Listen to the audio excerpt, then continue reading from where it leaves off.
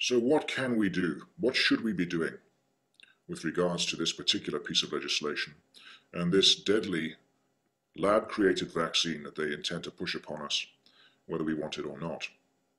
Well, essentially, there are two or three things we can do. The first one, I think, is probably best explained by Jane Burgermeister. And I think they hope that the hierarchical structures and the habit of obedience will be sufficient in the panic and confusion that ensues to see them through this. The habit of obedience, I love that term. Unfortunately, we all of us have to examine ourselves at this point and ask how far have we internalized a habit of deference and obedience that is really not justified and we need to regain our sense of our own judgment and reliance and willingness to stand up against patently corrupt and criminal authorities and refuse to go along with it. And that's why I'm now thinking that what we need is actually a kind of organized, peaceful revolution so that we can finally take back our governments, restore our legal systems and our constitutions, and rebuild our economies, our health system and our education system, and put these people who are responsible for this in jail once and for all, so that they cannot continue doing this damage to us. So even here in Austria, I think the word is spreading and people are going to refuse. It'll be interesting to see how it works out. I mean, my hope would be that the movement reaches the point where the non-violent refusal will be more than enough to destroy and shatter this plan. If it turns out that hundreds of thousands and millions refuse to go, then they cannot carry it through. If enough people refuse to take this vaccine, the government would have to back off, even if just because they don't have the manpower to pull it off. Having said that, they'll probably spin it as having saved us again, therefore justifying the need for more regulation, which would probably include lots of fine print that would tighten our shackles a little more. Look out for that possibility.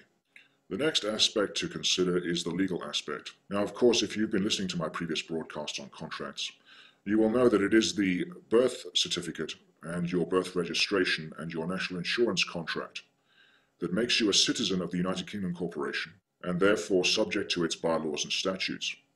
In other words, legally speaking, they can only vaccinate persons. Are you a person? I've included an affidavit in the zip folder. It's one I've created and have used myself for a couple of cases I was involved in last year. If you wanted to challenge the jurisdiction of the United Kingdom Corporation with regards to this vaccine, you might want to look through that affidavit and take out any bits that you feel are useful and create a letter or an affidavit yourself and send it into the relevant bodies. What can we do in terms of our health in the meantime? Well, you can begin to build up your immune system to reduce or eliminate your risk of contracting the flu. You're much more susceptible to viruses in general if your immune system is weak. So now's the time to store up on some immune boosters. They're far safer than the drug approach, and they have far fewer side effects. There is plenty of information in the zip folder that we've included. You know, the experts, the psychologists and the psychiatrists have worked out that there are 5 basic motivators in human nature. That's all there is, 5. Motivators that compel you to buy one product over another. These 5 motivators are vanity, jealousy, lust, greed, and fear. To roll up your sleeve and have someone stick a needle into your arm and shoot, for all you know, squirrel vomit and dog spit into your vein, you have to be motivated. And that motivation is fear. Fear sells vaccines. Your fear of dying from the flu is greater than the fear of the vaccine. If you want to get shot up with vaccines based on an educated guess, it's your choice. You have the right to choose. Every human being on this planet should have the right to choose whether he or she wants the vaccine or not. I really want you people who love it to have it. Knock yourselves out. I want all of you people to have the opportunity to get a shot every year and increase your chances of getting Alzheimer's disease by a factor of 10. What I object to is when you lot, who love the vaccines, try to force your choice onto me. I too have the right to choose not to get shot up with monkey sperm and cat dribble. I know it's a reactionary concept, a crazy idea that the minority should also have the right to choose, but give it some thought. Look, I don't have to explain to you why I don't want to buy your product. It's enough for you to know I don't want to buy it. I don't have to explain to the Ford salesman why it is I want to buy a Toyota. It's sufficient for me to say I don't want to buy your damn Ford. Now, if even after all of that, you're still unsure as to where I stand on this vaccine, allow me to let Dr. McCullough speak eloquently and succinctly on my behalf. I strongly encourage you to review the evidence, make your own decision, and I suspect if you carefully review the literature, you'll reach the same conclusion I did, which is that it is unwise for you or anyone in your family to receive the flu shot. There is a darker aspect to this whole situation that I believe you might want to look into. And I haven't got the time to do that, but there are plenty of people talking about it on YouTube. But here's a clue. We've got to stabilize the population. When I was born, there were what's wrong with the population? I mean, with too many people. That's why we have global warming. We have global warming because too many people are using too much stuff. But if there were less people, they'd be using less stuff.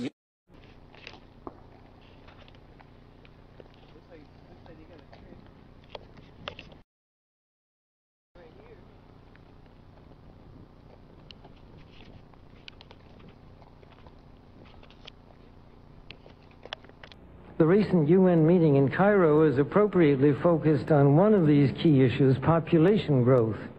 But the controversies which have erupted at the conference illustrate the problem of coming to grips with issues that are deeply divisive and which have a profound moral dimension. The United Nations can and should play an essential role in helping the world find a satisfactory way of stabilizing world population and stimulating economic development in a manner that is sensitive to religious and moral consideration. This broadcast would have been absolutely impossible without the assistance from two particular people. HEO and Dr. AK. The research done by HEO has been incredible. You have my love, my thanks, and my profound respect. To Dr. AK, the courage and integrity you've shown in leaking these documents has been noted. Thank you. Well, I'm sure you're sick and tired of hearing my voice for now, but I hope you'll take everything I presented to you into account before you make the decision to have the vaccine or not. There is a lot of fear-mongering going on right now, and I don't want to add to that. It's not my intention to scare you into making a decision, but I do think you should be informed regarding this monumental topic, and so that is the context with which I present this information.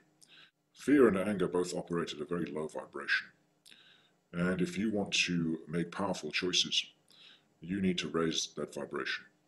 If you're afraid, they've got you exactly where they want you. I'll be discussing the fear and anger aspect in my last broadcast for this year. Please look out for that. In the meantime, thanks for listening.